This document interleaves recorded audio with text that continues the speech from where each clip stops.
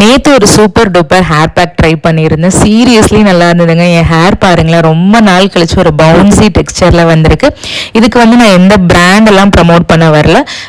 இது ஒரு நேச்சரான ஒரு ப்ராசஸ் தான். என்னன்னா ஃபர்ஸ்ட் டே நம்ம மருதாணி பவுடரில் டீ டிகாஷன் கலந்து ஓவர் நைட் விட்டுட்டு நெக்ஸ்ட் டே ஒரு 2 hours பேக் மாதிரி போட்டு வெறும் தண்ணியில் வாஷ் பண்ணிக்கணும்.